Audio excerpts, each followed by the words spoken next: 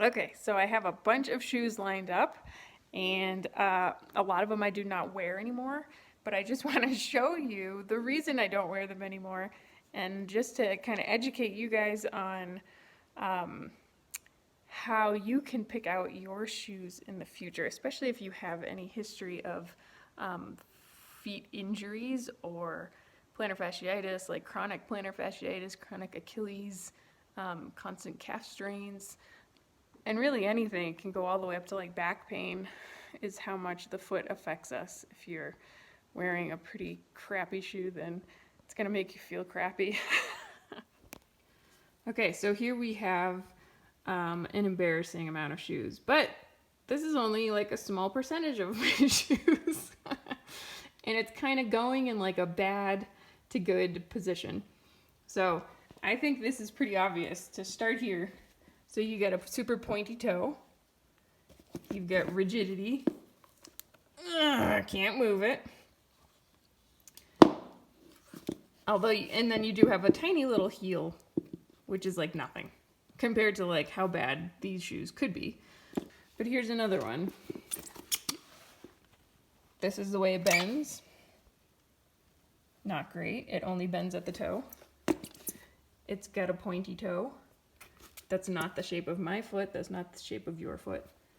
Here we go. Here's another one. This might look like, oh, this is a good shoe. Look at this. I can barely bend this. Super rigid sole. And again, toes that look like not our toes. Not human toes, at least. Same thing. I feel like I don't need to show you this. Bends only at the toe. The rest is very rigid. Here's my old running shoe. That's it. That's all it bends. So that's great for running. Not great. And then look at this toe. Super tapered, super pointy. Kind of like fools you on the bottom. I was like, oh, looks pretty wide. Yes, a little dirty. And then you turn it over and not at all. This is like where the actual toes are sitting, and this is where they're getting pushed into. If your foot looks like that, then send me a picture, because that's crazy. Here's another one. Everybody has these. Tapered in the center. Bends at the toe, and that's about all it bends. These shoes, I mean, this is a pretty old shoe for me. I don't even know how old it is. But it's getting better. See that? I can actually start folding it down a bit. And I think that's only because it's, I don't know, at least 10 years old. Okay. And this is like what they're known for. Which is great if that's what you want, but that's not what our feet want. Toe tapered. Okay, now we're moving into like good shoes, but this is kind of borderline, and Lems makes really good shoes, but this is kind of like their borderline meh. So if you're like transitioning into more of a minimal barefoot functional shoe, this is a good one to transition to. Look at this. That's not good. Toe is still a bit tapered, although it is wider here, which is great. But it's very rigid. It just is more, it's still like a pretty standard shoe that you would see anywhere. It's a great shoe. I still wear it. I still like it, but it's not as beneficial as it could be. Here's a running shoe. Really good running shoe. And I can fold this down, and that is good. This still, I think it has too much cushion, personally, but sometimes you need that. There's that. There's that. I think it is pretty obvious. Some people have a hard time seeing what the difference is.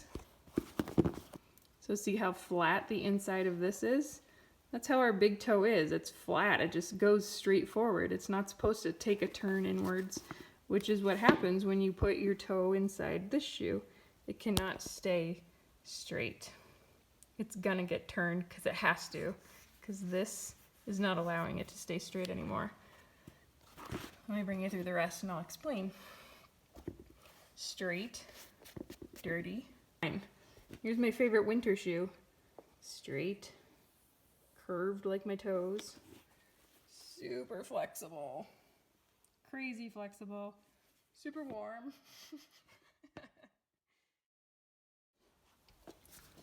Another Ultra sneaker. Super flexible. And again, 0 heel drop on all of these shoes that I've shown so far. And then clear toe box, just like my foot. Another one. Yes. Check out that big wide toe box. Shaped like my foot. Last one. Wide toe box. See how flat that is? Does not taper in at all. The taper doesn't start until starts actually at the big toe, because that's how our feet are shaped. So now, like, kind of explain all of that. So number one thing to look at, if it hasn't been obvious yet, is the toe box. It needs to look like your foot. If it doesn't look like your foot, then why would you wear it? And we don't think about these things because we buy what they're making us. And look at how drastically different that is. Once this is brought to light, it's like, man, I cannot believe they've been making shoes this way all this time. And they do it just for looks, for appearance, for aesthetics.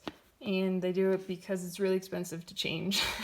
It's like a huge industry that needs to completely be changed over. So toe box is obvious. Just look at your foot and then look at the shoe. Does it take the shape of your foot? No, then it's not going to be a good shoe for your foot. Then look at the bottom, or I guess look at the side. This is a 0 heel drop shoe, and that's what all of our shoes should be, because that's how we walk, and that's how we've walked the planet for thousands of years.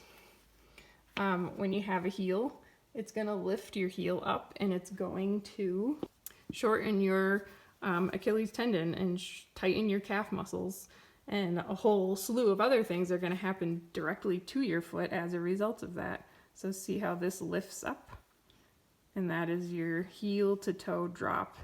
And that's something that's huge in running. And that's like the most minimal. Then put yourself in a high heel shoe or anything in between, and you're doing the same thing over and over and over. That's not great. So if you're in a super cushioned shoe with a huge heel drop, then you want to just transition down to something like what I showed before, one of these. This is not a great running shoe, but it's a good example. Something like this, and this is still zero heel drop, but look for something in between with like a 4 or 5 millimeter drop versus like a 10. So those are two things to look for. And the third thing, just the rigidity of the shoe. How flexible is it? Can I just like mold this in my hand like that?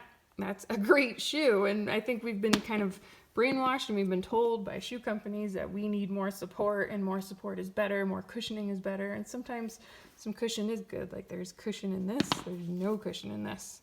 It's like wearing a slipper. But you get to really work your feet muscles when you wear a shoe like this. So again, rigidity is not great. Support is not great unless you've had a bunch of surgeries, if you've had something removed, if you've had fusions, if your doctor just says you absolutely need to be in a supportive shoe because X, Y, and Z will happen, then do that. But otherwise, the majority of us do not need that. Our feet were born a certain way. We are all built a certain way, and we're built to move. And we can't move if our feet are being braced every single day. So that is my like very quick spiel, even if that didn't seem quick.